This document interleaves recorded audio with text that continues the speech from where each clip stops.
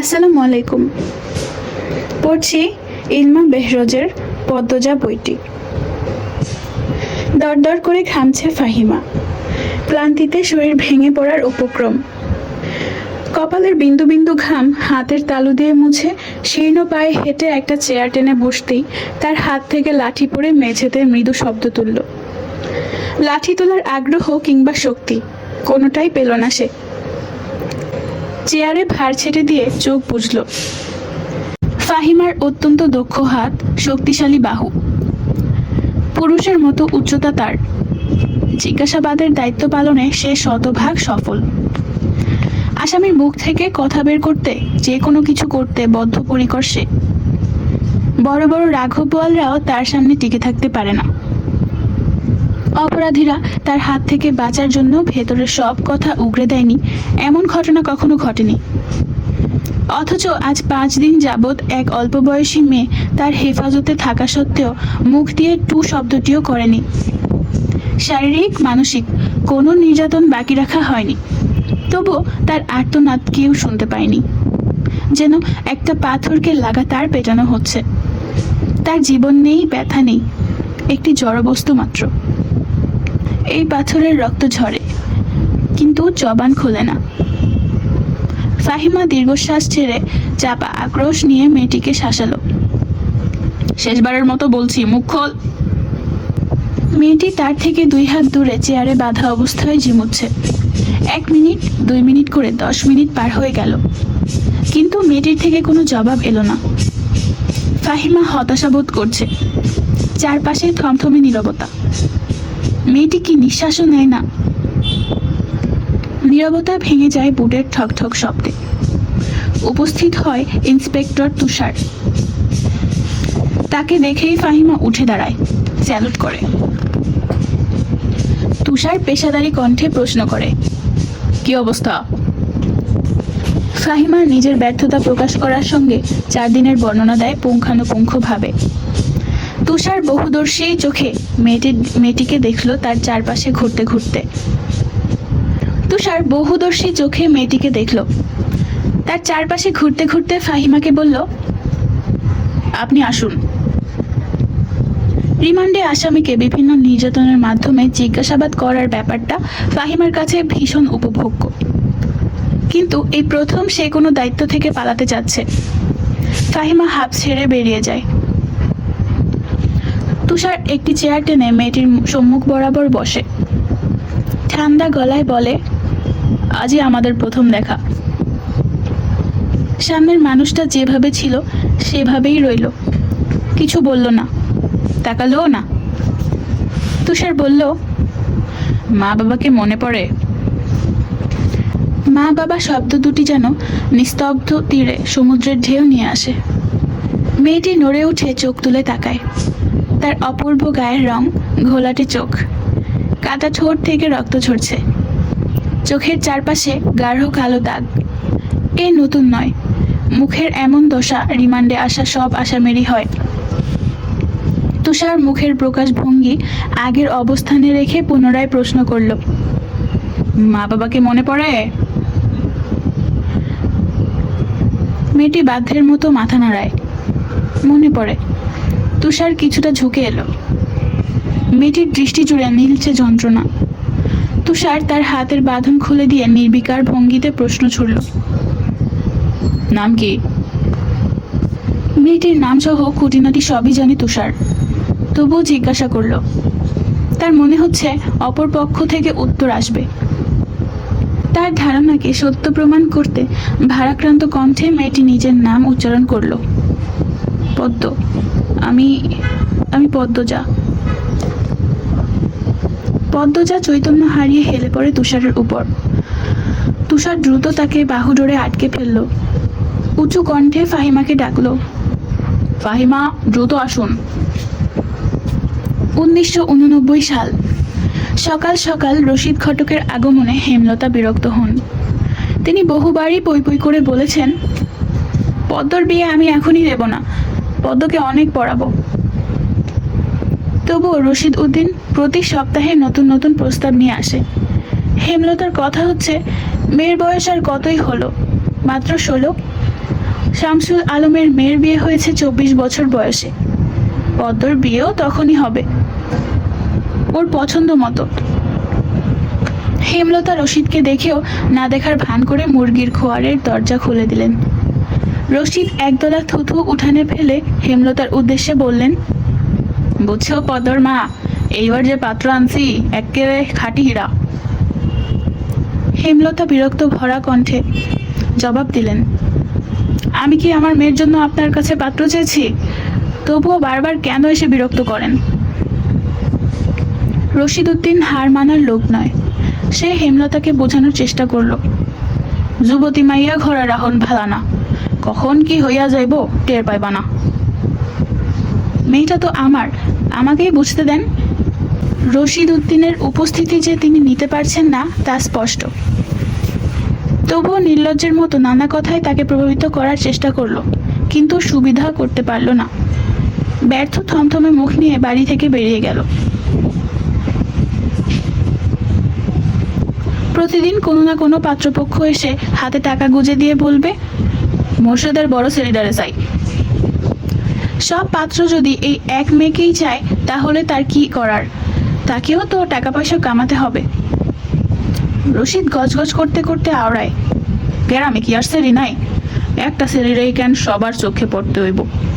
কথা শেষ করেই সে একদলা থুতু ফেললো সড়কে। রোদ উঠতে না উঠতেই মেঘে মেঘে ছেয়ে গেছে আকাশ। কিছুক্ষণের মধ্যে বৃষ্টি হবে। বছরের এই সময়ে এভাবেই রোদ বৃষ্টির খেলা চলে। বর্ষায় একদম স্কুলে যেতে ইচ্ছে করে না পূর্ণার, শুধু মারের ভয়ে যেতে হয়। সে মুখ কালো করে স্কুলের জামা পরে পদ্মজাকে ডাকলো, আপা, এই আপা, স্কুলে যাবা না? পদ্মজা পিটপিট করে চোখ খুলে কোনো মতে বলল, না, যাব না।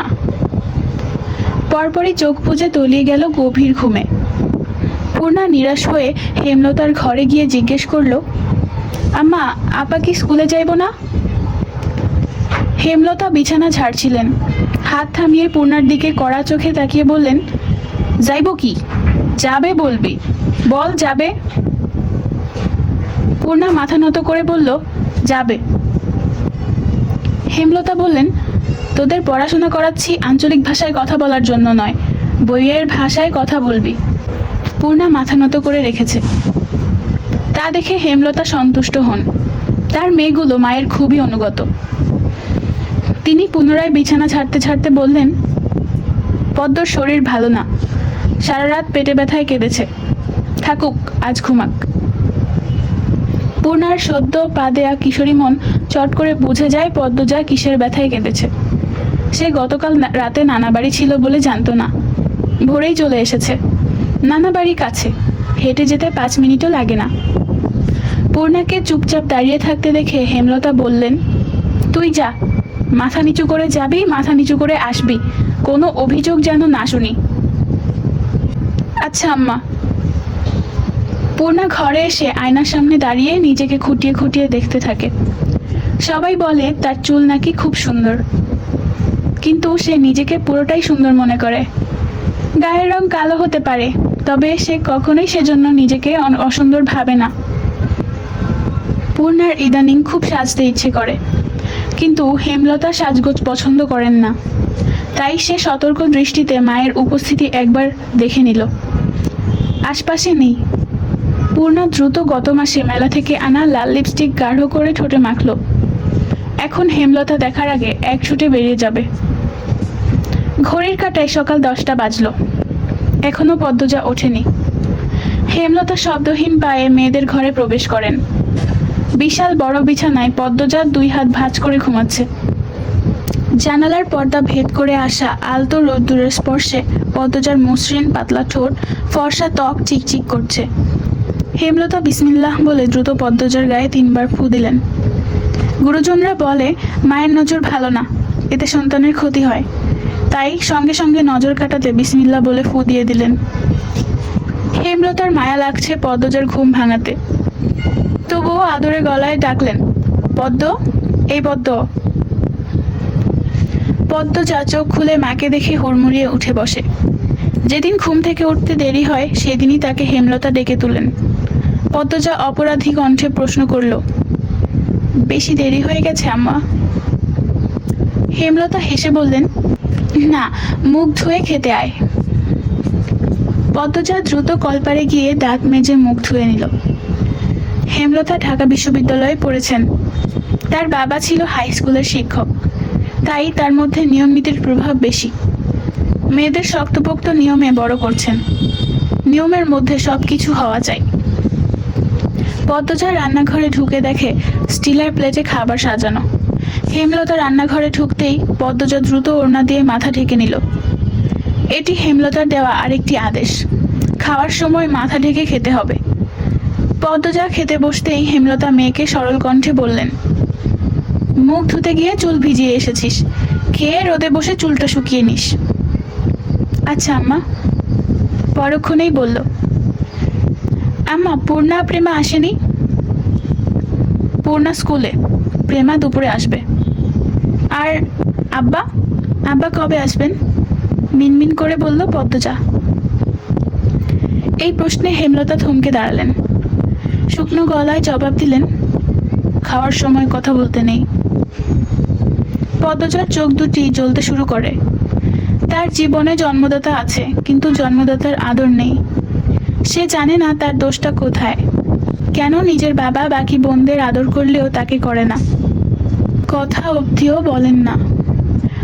পদ্মজা বহুবার হেমলতাকে জিজ্ঞাসা করেছিল, আমি কি তোমাদের সত্যিকারের মেয়ে আম্মা, নাকি সন্তান হয় না বলে কি দত্তক এনেছিলে? আব্বা কেন আমাকে এত অবহেলা করে? ও আম্মা, আম্মা বলো না। হেমলতা নিশ্চুপ থেকে অনেকক্ষণ পর জবাব দেন, তুই আমার গর্ভের সন্তান, আর তোর বাবারই মেয়ে। এখন যা, পড়তে বস, অনেক পড়তে হবে তোর। ব্যাস এইটুকুই। যতবার প্রশ্ন করেছে একই উত্তর পেয়েছে, কখনো কোনো শব্দের নড়চড় হয়নি। এত কি ভাবছিস, তাড়াতাড়ি খেয়ে উঠ। হেমলতার কথায় পদ্মজার ভাবনার সুতো ছিঁড়ে গেল।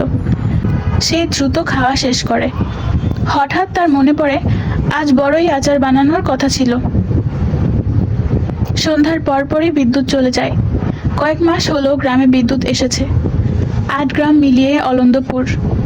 তাদের গ্রামের নাম আটপাড়া। প্রতিদিন নিয়ম করে সন্ধ্যা রাত থেকে ৩ ঘন্টা অন্ধকারে তলিয়ে থাকে গ্রাম। সারাদিন তো বিদ্যুতের নামগন্ধও থাকে না, তাহলে বিদ্যুৎ দিয়ে লাভটা কি হলো? পদ্মজা, পূর্ণা, প্রেমা ৩ বোন একসঙ্গে পড়তে বসে। হঠাৎ বিদ্যুৎ সংযোগ বিচ্ছিন্ন হতেই মোড়ল বাড়ি অন্ধকারে তলিয়ে যায়। ৯ বছরের প্রেমা খামচে ধরে পদ্মজার ওড়না। পদ্মজা মৃদু স্বরে ডাকল, আম্মা, আম্মা। হেমলতা ভেতরের ঘর থেকে বললেন, টর্চ নিয়ে যা। হেমলতার ডাকে পদ্মজা উঠে দাঁড়ায়। প্রেমা অন্ধকার খুব ভয় পায়। বড় বোনের ওড়না ছেড়ে পূর্ণার হাত চেপে ধরে। টর্চ নিয়ে ঘরে ঢোকার মুহূর্তে পদ্মজা গেট খোলার আওয়াজ পায়। উকি দিয়ে দেখে হানিফ এসেছে। লোকটা সম্পর্কে তার সৎ মামা। হানিফকে দেখেই সে দৌড়ে ঘরে ঢুকে পড়ে। হানিফ চেঁচিয়ে বলে, বুবু, বাড়ি আন্ধার কেন? বাত্তি টাত্তি জ্বালাও।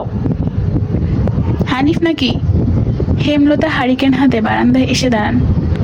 হানিফ দাঁত বের করে হাসল, বলল, হ আমি। আয় ভেতরে আয়। হানিফ বারান্দা পেরিয়ে বড় ঘরে ঢুকে বলল, তোমার ছেলেগুলা কই? ঘরেই আছে, পড়াশোনা করে। এই আন্ধারেও পড়ে? অবাক হয়ে বলল হানিফ।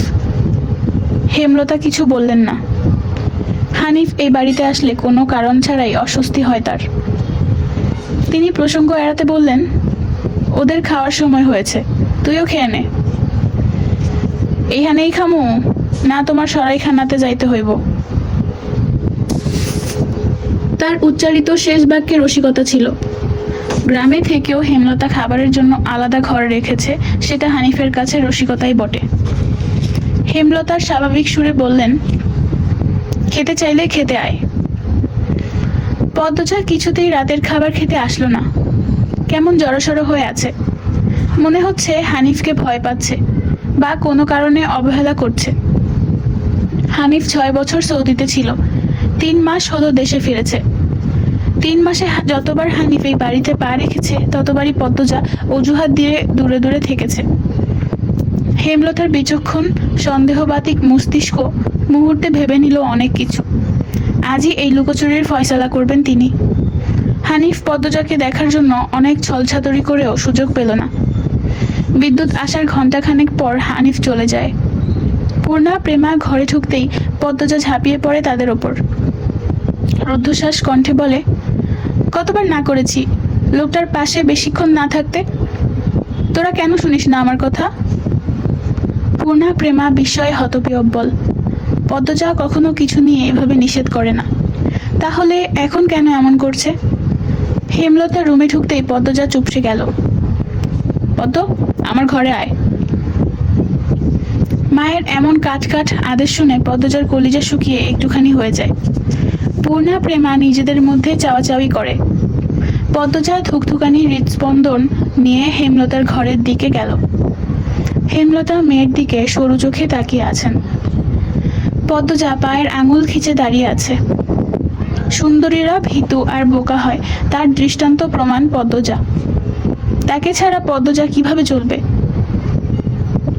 পদ্মজার সঙ্গে উঁচু কণ্ঠে কথা বলতে হেমলতার খুব মায়া হয়, কিন্তু আজ বলতেই হবে।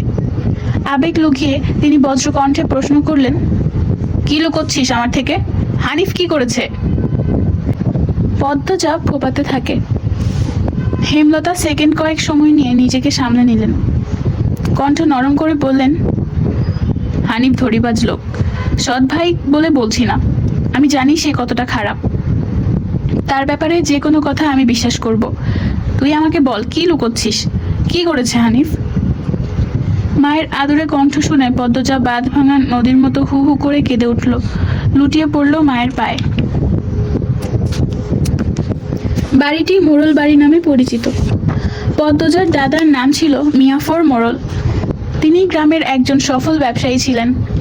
4 পুত্রের জন্মের পর তাদের জন্য 6 কাঠা জমির ওপর টিনের বিশাল বড় বাড়ি বানিয়েছিলেন। টগবগে 2 পুত্র 16 বছর আগে 1971 সালের মুক্তিযুদ্ধে নিহত হয়। ছোট ছেলে 8 বছর বয়সে কলেরা রোগে মারা যায়। বাকি থাকে বড় ছেলে মোর্শেদ মোড়ল। বর্তমানে এই বাড়ির উত্তরাধিকার মোর্শেদ, যদিও তিনি সবসময় বাড়িতে থাকেন না। বাউন্ডুলে জীবন তার। স্ত্রী সন্তানের অধীনে এখন মোড়ল বাড়ি। তারাই বাড়িটির রক্ষণাবেক্ষণ করে। পুরো বাড়ির চারপাশ জুড়ে গাছগাছালি। বাড়ির পিছনে টলটলে জলের স্রোতস্বিনী। অন্ধকার গাঢ় হতেই পরিবেশ নিশুতি রাতের রূপ ধারণ করে। রাতের এই নির্জন প্রান্তর ঝিঝি পোকার ডাকে ছেয়ে গেছে। ঝিঝি পোকার সঙ্গে পদ্মজার ভাঙা কান্না মিলেমিশে ভৌতিক পরিবেশ সৃষ্টি করেছে। মনে হচ্ছে কোনো আত্মা তার ইহজীবনের না পাওয়া কোনো বস্তুর শোকে এমন মরা সুর ধরেছে। হেমলতা পদ্মজাকে টেনে পাশে বসালেন। পদ্মজা ডান হাতের উল্টো পাশ দিয়ে চোখের জল মুছে হেমলতাকে বলতে শুরু করলো, মামা সৌদিতে যাওয়ার আগের দিন ওই বাড়িতে খালামণি, ভাই, আফা সবাই এসেছিল। সেদিন ঢাকা থেকে যাত্রাপালার লোকও এসেছিল। তাই হেমলতা শিকারী পাখির মতো চেয়ে আছে। পদ্মজা কান্নার দমকে কথা বলতে পারছে না। হাত পা কাঁপছে, তাকে ভীত দেখাচ্ছে। হেমলতা মেয়ের হাত চেপে ধরেন উৎসাহ দিতে। ঠিক তখনই উঠোনে ধপ করে একটা আওয়াজ হয়। পদ্মজা কেঁপে উঠল। পূর্ণা প্রেমা কথা শোনার জন্য দরজায় কান পেতে রেখেছিল। হুট করে কিছু পতনের আওয়াজ হতেই দুজন ভয় পেয়ে দরজা ঠেলে হুড়মুড়িয়ে ঘরে ঢুকে পড়ে। হেমলতা গোপন বৈঠক ভেঙে দ্রুত পায়ে বারান্দায় এসে দাঁড়ান। উঠানে বিদ্যুৎ নেই। পিছনে 3 মেয়ে এসে দাঁড়িয়েছে। হেমলতা গলা উঁচিয়ে খেকিয়ে উঠলেন, কে কে ওখানে? ভাঙা গলায় কেউ খুব কষ্টে উচ্চারণ করলো, আমি। চিরপরিচিত কণ্ঠটি চিনতে বিড়ম্বনা হলো না তার। তিনি দ্রুত পায়ে উঠানে ছুটে যান। গেইটের পাশে নিথরের মতো পড়ে আছে মোর্শেদ মোড়ল। তার গায়ে শীতের চাদর। হাপড়ের মতো উঠানামা করছে বুক, যেন দম ফুরিয়ে যাচ্ছে। হেমলতা চোখে মুখে ছড়িয়ে পড়ে উদ্বেগ। তিনি 2 হাতে মোর্শেদকে আঁকড়ে ধরেন। পদ্মজা পূর্ণা দৌড়ে এলো সাহায্য করতে। মোর্শেদের এমফাইসিমা রোগ আছে। এই রোগে অল্প চলাফেরাতেই শ্বাসটানের উপক্রম হয় এবং দম ফুরিয়ে যায়। শ্বাস নেবার সময় গলার শিরা ভরে যায়। 3 মা মেয়ে মোর্শেদকে ধরে ঘরে নিয়ে যায়। মোর্শেদ হুট করে বাড়ি ছাড়ে, হুট করেই বাড়ি ফেরে। কখনো কাকডাকা ভোরে, কখনো নিশুতি রাতে, কখনো কাঠফাটা রোদে তার মনে পড়ে নিজ আলয়ের কথা। ফিরে আসে ক্ষিপ্ত ঘোড়ার মতো। মোর্শেদের এমফাইসিমা রোগটা ধরা পড়ে 7 বছর আগে। তার অ্যাজমা ছিল, আবার ধূমপানেও আসক্ত। ফলে ফুসফুসের এই রোগটি খুব দ্রুত আক্রমণ করে বসে। মোর্শেদ খানিকটা সুস্থ হয়ে রাত 1টার দিকে ঘুমিয়ে পড়েন। পূর্ণা প্রেমা ঘরে গিয়ে শুয়ে পড়েছে। পদ্মজা বারান্দার ঘরে ঝিম মেরে বসে আছে। তার চোখের দৃষ্টি জানালার বাইরে। জ্যোৎস্না গলে গলে পড়ছে। কি সুন্দর দৃশ্য! সেই দৃশ্যের দিকে অপলক নয়নে চেয়ে থেকে পদ্মজা ভাবছে, আম্মা এখনো আসছে না কেন? সে আজ সব বলতে চায়, হৃদয়ের ক্ষত বয়ে বেড়ানো যাচ্ছে না। কিছুক্ষণের মধ্যে দরজার পাশে এসে দাঁড়ান হেমলতা। হাতে থাকা হারিকেনের তীব্র আলোয় পদ্মজা গুটিয়ে যায়। হেমলতা হারিকেনের আগুন নিভিয়ে পদ্মজার পাশে গিয়ে বসেন। পদ্মজা সবকিছু বলার জন্য তৈরি ছিল, তবুও অপ্রস্তুত হয়ে পড়ে। ভীষণ অস্বস্তি হচ্ছে। পদ্মজা তখন 4র্থ শ্রেণীর ছাত্রী। বয়স আর কত হবে, 9 কি 10। খুব কম বয়সেই তাকে স্কুলে পাঠানো শুরু করেছিলেন হেমলতা। হানিফের সৌদি চলে যাবার উপলক্ষে রবিবারের এক সকালে নানা বাড়িতে সবার দাওয়াত পড়ে। স্কুল মাঠেও সেদিন নাচ গান অনুষ্ঠিত হচ্ছিল। দুপুরের দিকে বাড়ির সবাই সেখানে চলে যায়। বাড়িতে রয়ে যায় শুধু পদ্মজা, পদ্মজার বৃদ্ধ নানা আর হানিফ। পদ্মজা ঘুমেছিল, তাই বাকিদের সঙ্গে যেতে পারেনি। যখন ঘুম ভাঙলো, আবিষ্কার করলো বাড়িতে কেউ নেই। সেদিন মোর্শেদ হঠাৎ করে অসুস্থ হওয়াতে হেমলতা বাপের বাড়িতে ছিলেন না। বাড়ি থেকে বের হওয়ার উপক্রম হতেই কানে আসে হানিফের ডাক, পদ্ম নাকি? পদ্মজা মিষ্টি করে হেসে মাথা নাড়ায়। হানিফের লোলুপ দৃষ্টি তখন পদ্মজার সারা শরীর ঘুরে বেড়াচ্ছে। ওইটুকু মেয়ের ফর্সা চামড়া বিকৃত মস্তিষ্কের হানিফকে বড্ড টানে, উপেক্ষা করতে পারে না। মিষ্টি সুরে হানিফ বলল, আয় আমার ঘরে আয়। সহজ সরল শিশুসুলভ পদ্মজা মামার ডাকে সাড়া দেয়। সে শুনেছে মামা ভাগ্নে যেখানে, আপদ নেই সেখানে। অথচ সেদিন সে মামাকেই ঘোর বিপদ হিসেবে জানল। পদ্মজা রুমে ঢুকতেই হানিফ চট করে দরজা বন্ধ করে দিল। তার অদ্ভুত চাহনি আর দরজা লাগানোর গতি দেখে পদ্মজার মন কেমন করে ওঠে। হানিফ কুৎসিত অঙ্গভঙ্গি করতে থাকে।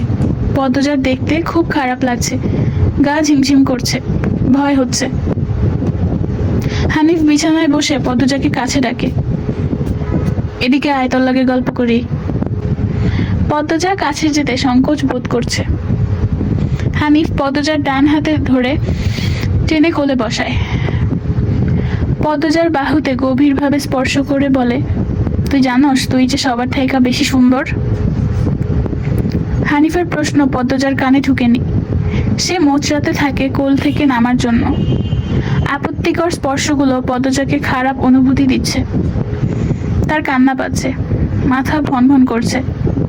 হানিফ গলার জোর বাড়িয়ে মিষ্টি করে বলল, মোচড়াস কেন রে সেরি, শান্তিমতো বয়া থাক, মামা মেলা থাইকা সাজনের জিনিস কিন্না দিমো। হানিফ 2 হাতে শক্ত করে ধরে রেখেছে পদ্মজাকে। পদ্মজা কিছুতেই কোল থেকে নামতে পারছে না। সে কাঁদো কাঁদো হয়ে বলল, মামা আমি চলে যাব। কই যাবি? মামার ধারে থাক, বলল হানিফ। হানিফের শক্তপোক্ত হাতের স্পর্শগুলো শুধু অস্বস্তি দিচ্ছে না, স্পর্শকাতর জায়গাগুলো ব্যথায় বিষিয়ে তুলছে। পদ্মজা কান্না আটকে রাখতে পারল না, হঠাৎ কেঁদে উঠল। বলল, ব্যথা পাচ্ছি মামা, বাড়ি যাব আমি।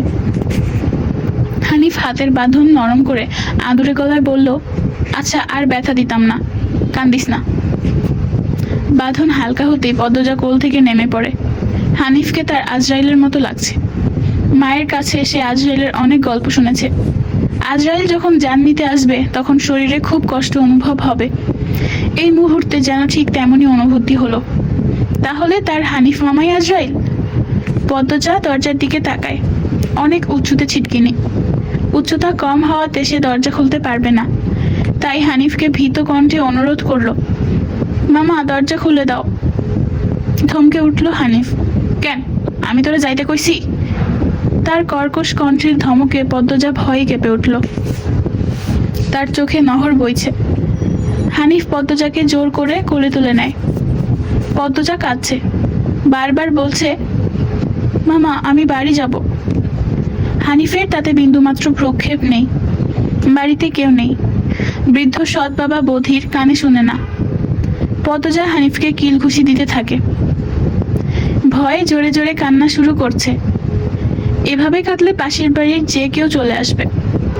হানিফের রক্ত টকবক করছে উত্তেজনায়। সে দ্রুত ওড়না দিয়ে পদ্মজার হাত পা মুখ বেঁধে ফেলল। পদ্মজার দুই চোখের পানি হানিফের হৃদয়কে ছুঁতে পারছে না। সে ভীষণ আনন্দ পাচ্ছে, পৈশাচিক উল্লাসে ভেসে যাচ্ছে। হানিফ সিগারেট জ্বালায়। খুব আনন্দ হলে তার সিগারেট টানতে ইচ্ছে হয়। সিগারেট টানতে গিয়ে মাথায় এলো নৃশংস বাসনা। তাৎক্ষণিক নাক মুখ দিয়ে ধোয়া উড়িয়ে সিগারেটটি দুই আঙ্গুলের মাঝে রেখে পদ্মজার বাম পায়ের তালুতে জ্বলন্ত সিগারেটটি চেপে ধরল। স্মৃতিচারণ করতে গিয়ে পদ্মজা হাউমাউ করে কেঁদে ওঠে। হেমলতা দুই হাতে শক্ত করে মেয়েকে বুকের সঙ্গে জড়িয়ে ধরেন। পদ্মজা কাঁদতে কাঁদতে বলল, আম্মা তখন আমার খুব কষ্ট হচ্ছিল, আমার দমটা বেড়ে যাচ্ছিল। আমি তোমাকে খুব ডেকেছি আম্মা, তুমি আসোনি। পদ্মজার কথাগুলো হেমলতার বুকে ঝড় তুলে দিয়েছে। লণ্ডভণ্ড হয়ে যাচ্ছে শরীরের প্রতিটি শিরা উপশিরা। এ যেন 1971 সালের পাকিস্তানিদের নৃশংসতা।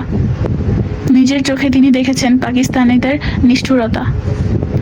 হানিফ আর তার দেখা অত্যাচারী পাকিস্তানিদের মধ্যে কোনো তফাৎ নেই। হেমলতা নির্বাক, বাকরুদ্ধ। শুধু অনুভব হচ্ছে তার বুকে পড়ে আদরের পদ্মজা হাউমাউ করে কাঁদছে।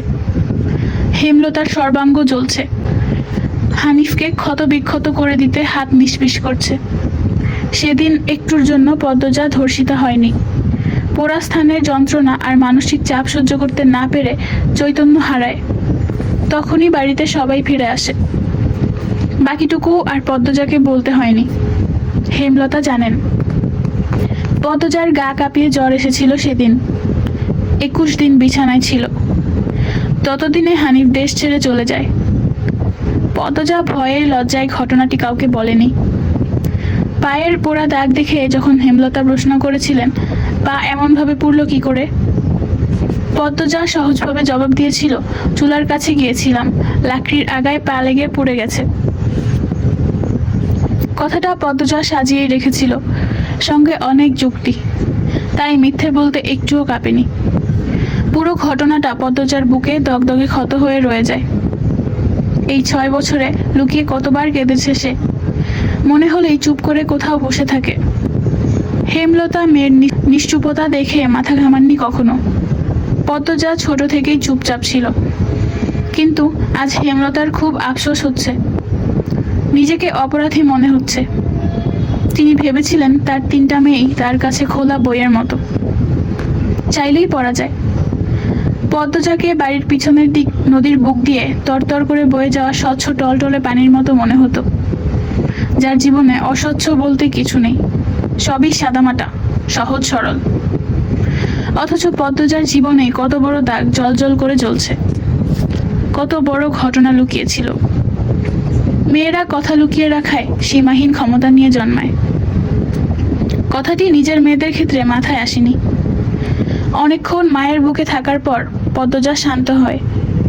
তখন হেমলতা ধীর কণ্ঠে বললেন, পাটা দেখি। পদ্মজা বা পা বিছানায় তুলল। হেমলতা পদ্মজার পা কোলে নিয়ে পোড়া দাগটা দেখলেন মনোযোগ দিয়ে। বুকের ধুকপুকানি বেড়ে যায়, রক্ত টকবক করে ওঠে। রন্ধ্রে রন্ধ্রে শুরু হয় প্রতিশোধের স্লোগান। তিনি হঠাৎ বলে উঠলেন, এই পোড়া দাগ হানিফের রক্ত দিয়ে মুছব। কথাটি কত সহজ করে বলেছেন হেমলতা, কিন্তু পদ্মজার হৃদয় কাঁপিয়ে তুলল। কি যেন ছিল কথাটিতে। তাকে তাকিয়ে থাকতে দেখে হেমলতা বললেন, এখন যা ঘুমিয়ে পড়, কাল স্কুল আছে। পদ্মজাকে ঘরে পাঠিয়ে রান্নাঘর থেকে রামদা ছুরি হাতে নিয়ে উঠানে গিয়ে বসলেন হেমলতা। উঠোনের এক পাশে একটা বড় পাথর আছে। তিনি সেখানে গিয়ে পাথরটির পাশে বসে ছুরিটি পাথরে ঘষতে থাকলেন। ঘষতে ঘষতে পাথর গরম হয়ে আগুনের স্ফুলিঙ্গ দেখা দেয়। ধার হয়ে গেছে। পদ্মজা ঘর থেকে লুকিয়ে দেখছে। অজানা আশঙ্কায় তার বুক কাঁপছে। হেমলতা বারান্দা পেরিয়ে ঘরে ঢুকতে যাবে, তখন পদ্মজা উৎকণ্ঠিত গলায় ডাকলো, আম্মা। পদ্মজা কিছু বলার পূর্বেই হেমলতা বললেন, আন্নার চাচার বড় মেয়ে বহু বছর আগে নিখোঁজ হয়েছে, শুনেছিস তো? সেই মেয়ের ধর্ষক হানিফ ধর্ষণের পর মেয়েটাকে পুঁতে ফেলেছে। অনন্তপুরের এই একটা মানুষই এতটা বর্বর। আমি তখন ঢাকা পড়তাম। বাড়ি এসে ঘটনাটা শুনি। আমার অনুরোধ আর কান্নায় আমি সেদিন মুখ খুলিনি। এত বড় পাপ চেপে যাই, সেই শাস্তি আমি ধীরে ধীরে পাচ্ছিলাম। আজ পুরোপুরি পেয়ে গেলাম। আমার পাপের শাস্তি শেষ হয়েছে। হেমলতার মুখ দিয়ে যেন আগুনের স্ফুলিঙ্গ বের হচ্ছে। তিনি কথা শেষ করে জায়গা ত্যাগ করলেন। পদ্মজার মস্তিষ্ক শূন্য হয়ে পড়ে।